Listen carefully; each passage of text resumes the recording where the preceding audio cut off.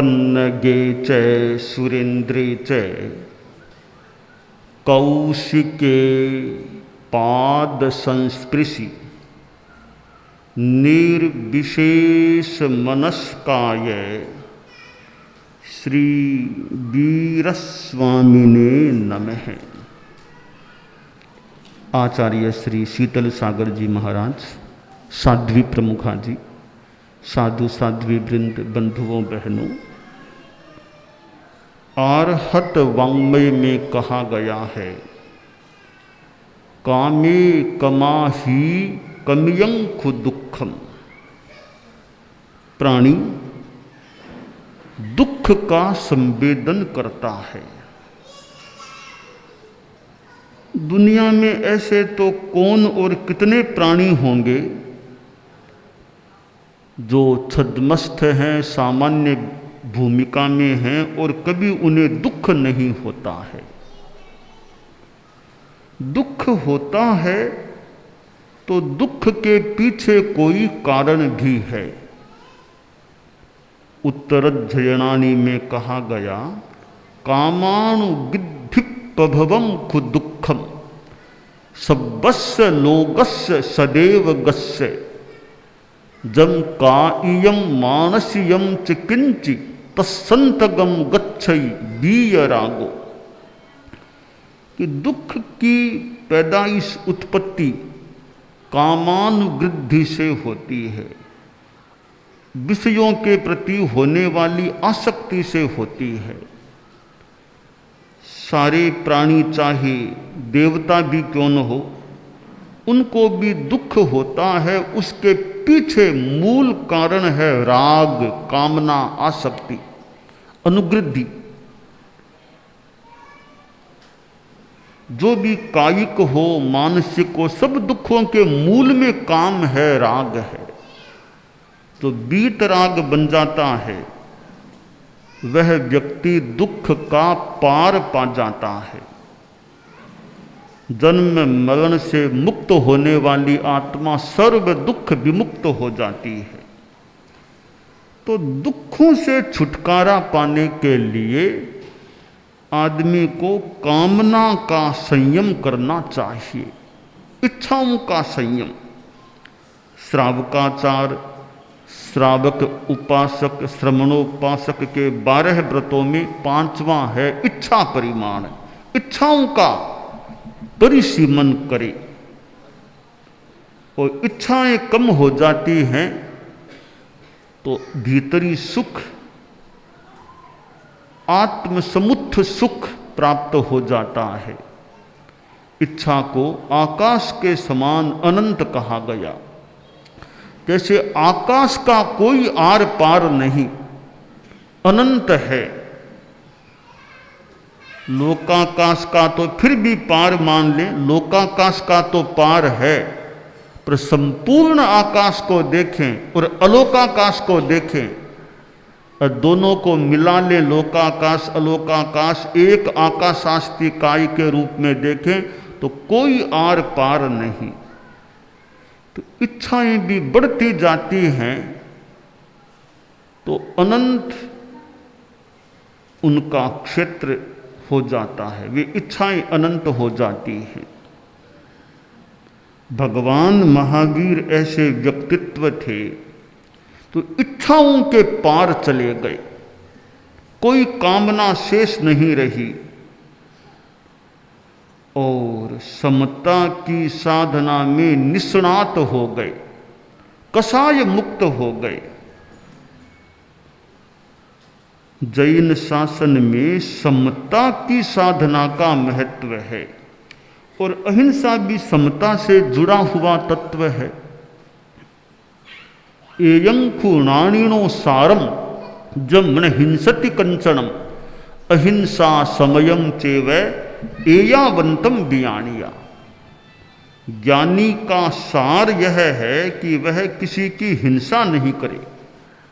अहिंसा है, समता है, समता है वह अहिंसा है। अहिंसा परमो धम्मो।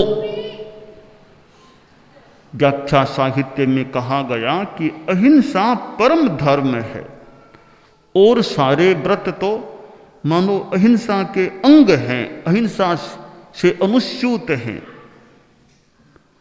अहिंसा पयसह पाली भूतान्य व्रतानियत, अन्य सारे व्रत हैं सत्य आदि, वे मानो अहिंसा रूपी जल की रक्षा के लिए पालीभूत हैं, पालभूत हैं।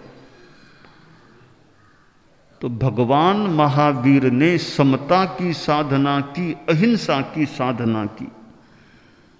मैंने प्रारंभ में श्लोक उच्चरित किया, पन्नगे च सुरेंद्रे च कौशिके पाद संस्पृशि निर्विशेष मनस्काय श्री वीर स्वामी ने नमः। भगवान महावीर की समता कैसी? कौशिक, चंड कौशिक, पन्नग नागराज, नागराज ने भी भगवान महावीर का पादस्पर्श किया। और सुरेंद्र कौशिक, देवों के इंद्र ने भी भगवान को प्रणमन किया। एक प्रतिकूलता की स्थिति, दूसरी अनुकूलता की स्थिति, इन दोनों स्थितियों में जो निर्विशेष काय, निर्विशेषक सम रहे, ऐसे प्रभु महावीर को नमस्कार। भगवान महावीर से जुड़ा हुआ जैन शासन और जहां समता की साधना है, समता की साधना को महत्व दिया गया। नमस्कार महामंत्र जैन शासन का प्रमुख मंत्र, उसमें समता वीतरागता केंद्रित है, केंद्रीय तत्व है। नमो अरहंताणम, अरहतों को नमस्कार। तो अरहत तो वीतराग होते हैं, तीर्थंकर होते हैं। भगवान महावीर स्वयं 24वें तीर्थंकर थे। नमो सिद्धाणम, सिद्धों को नमस्कार। सिद्ध भी वीतराग वीत देह होते हैं। नमो आयर्याणम, आचार्यों को नमस्कार। आचार्य भी जैन शासन वीतराग शासन के अधिनेता, वीतरागता के साधक या वीतराग और दूसरों को वीतरागता की साधना में सहयोग देने वाले, पथ दर्शन देने वाले। नमो उवध्यायाणम, उपाध्यायों को नमस्कार। उपाध्याय भी वीतराग वाणी के अध्येता, अध्यापयिता होते हैं, स्वयं वीतरागता के साधक। नमो लोए सब साहूणम, लोक के समस्त साधुओं को नमस्कार। तो साधु भी वीतराग या वीतरागता के साधक।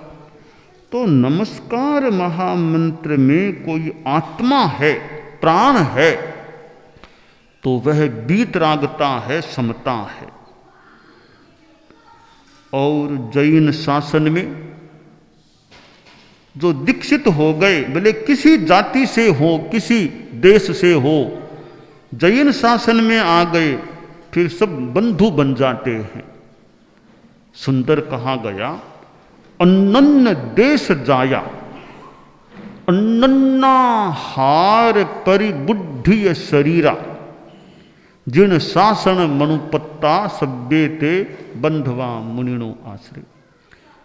कि अन्य अन्य भिन्न भिन्न देश में पैदा हुए व्यक्ति, भिन्न भिन्न प्रकार के आहार से परिपोषित शरीर वाले व्यक्ति, जब जिन शासन में दीक्षित हो गए, प्राप्त हो गए हैं, वे सारे मुनि अपने आप में परस्पर बंधु, साधर्मिक बंधु हो जाते हैं। जैन शासन में जाति का, देश का मुझे महत्व नहीं लगता। महत्व है तो साधना का है। साधना होनी चाहिए, वो खास बात है। साधु का वेश भी गौण है, कैसा वेश ये भी बाद की बात है। साधना है यानी वह पहली बात है। दिगंबर है या श्वेतांबर भी बाद की बात, साधना है यानी वो खास बात होती है।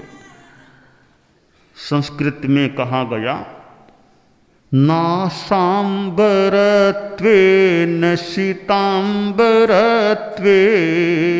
न तर्कवादे न च तत्त्ववादे न पक्ष सेवाश्रयणेन मुक्तिः कसाय मुक्तिः किल मुक्तिरेव। आश्रय कि शीतांब न आसाम्बरत्वे, आसाम्बरत्वम दिगंबरत्वम, कोई दिगंबरत्व स्वीकार कर ले इतने मात्र से मुक्ति नहीं, तो क्या श्वेतांबर होने से मुक्ति मिल जाएगी?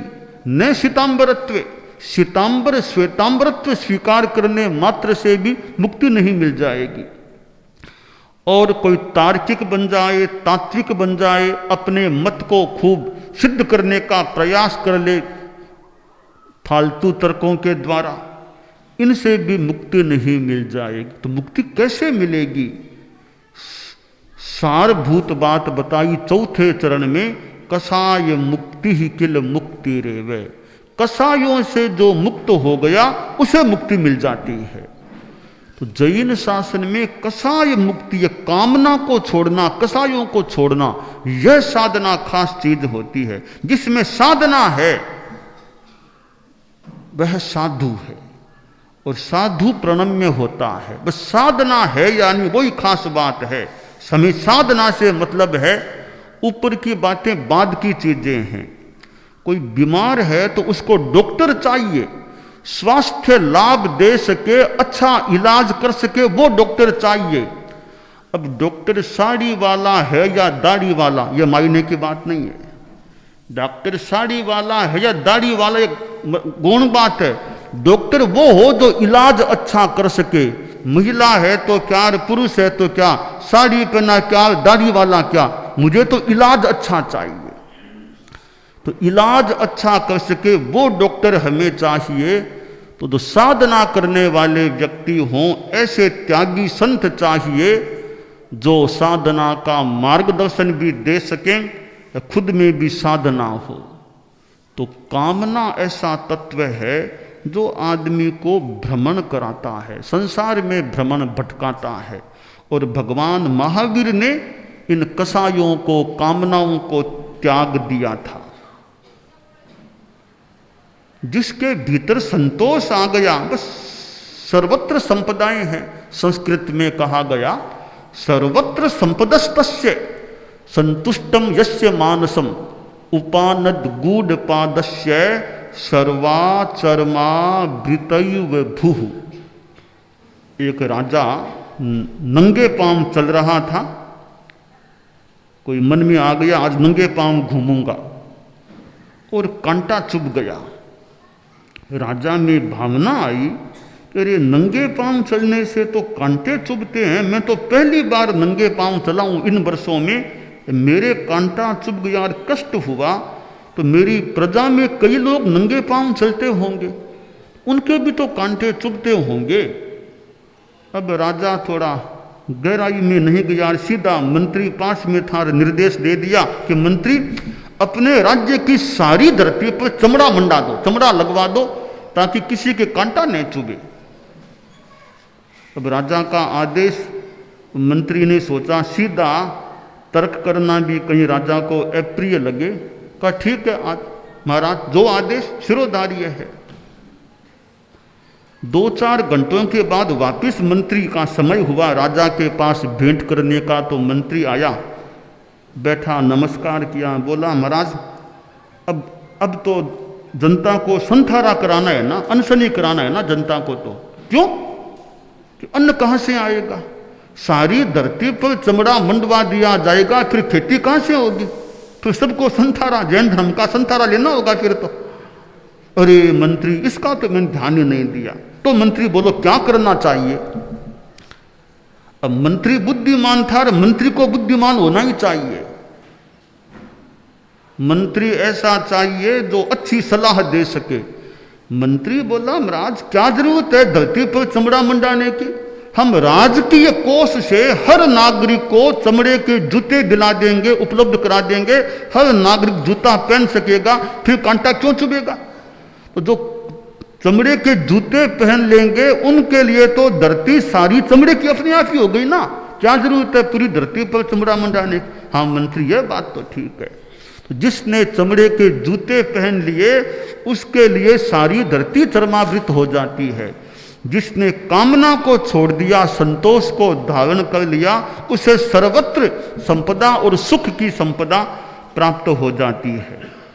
आज आचार्य श्री शीतल सागर जी महाराज, दिगंबर परंपरा के आचार्य, उनसे हमारा मिलना हुआ, बहुत अच्छी बात है। इस लंबी यात्रा में मिलना संभवतः कम हुआ जैन शासन के आचार्यों से, या नहीं हुआ। आज वो भगवान महावीर से जुड़ा हुआ क्षेत्र और वैशाली, आज आचार्य प्रवर से मिलन हुआ और जैन शासन के आचार्य, मुनि, साधु, साध्वियाँ आदि तो स्वयं साधना करने वाले और जनता को भी साधना का पथ दिखाने वाले होते हैं, ये अपने आप में धन्य होते हैं। परम पूज्य गुरुदेव तुलसी और परम पूज्य आचार्य महाप्रज्ञ जी, जो हमारे परम पूज्य गुरुदेव थे, आचार्य विद्यानंद जी से काफ़ी संपर्क रहा, कुंद कुंद भारती से। कुंद कुंद भारती में तो अनेक बार पधारना हुआ, यानी हम लोगों का जाना हुआ। और आचार्य विद्यानंद जी महाराज का तो कोई विशेष लगाव था आचार्य महाप्रज्ञ जी से, विशेष लगाव था। मानो कि स्थूल भाषा में उनका कोई मित्रता का सा संबंध रहता था, क्योंकि आचार्य महाप्रज्ञ जी भी विद्या ज्ञान में काफ़ी रुचि लेने वाले या श्रम करने वाले, समय लगाने वाले, और विद्यानंद जी महाराज भी ज्ञान में रुचि लेने वाले। तो यदा कदा दोनों की चर्चा, संपर्क, संवाद होते थे। तो आज शीतल सागर जी महाराज से मिलना हुआ और हमारी अहिंसा यात्रा, जो भगवान महावीर की जन्मभूमि के रूप में प्रसिद्धि प्राप्त विख्यात वैशाली या वैशाली के परिपार्श्व में पहुंची है।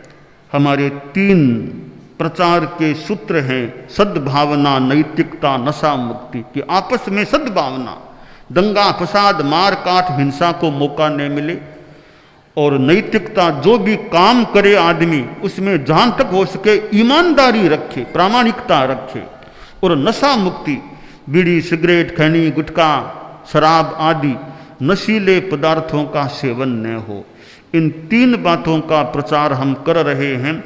9 नवंबर 2014 को शुरू हुई ये अहिंसा यात्रा, दिल्ली से शुरू हुई थी और भारत के विभिन्न राज्यों में, नेपाल, भूटान का भी स्पर्श करके, वहाँ प्रवास करके, अभी भगवान महावीर की भूमि या महावीर से जुड़ी हुई यह भूमि, बिहार प्रांत की भूमि, फिर यह वैशाली का क्षेत्र, यहाँ हम हैं और भगवान महावीर के से जुड़े हुए क्षेत्र में आए हैं। और भगवान महावीर का स्मरण तो क्षेत्रातीत ही रहना चाहिए, वो तो कहीं रहें, प्रभु महावीर तो भीतर में ही रहने चाहिए। मारे मन मंदिर में प्रभु महावीर, मारे मन मंदिर में प्रभु महावीर, खाता पीता सोता उठता दिस एक तस्वीर है, दिस एक तस्वीर। मारे मन मंदिर में प्रभु महावीर है, खाता पीता सोता उठता दिस एक तस्वीर है, दिस। तो प्रभु महावीर का संदेश कह दें, जैन आगमों का संदेश कह दें, समता, अहिंसा हमारे जीवन में गहराई से विकसित हो जाए, यह काम्य है।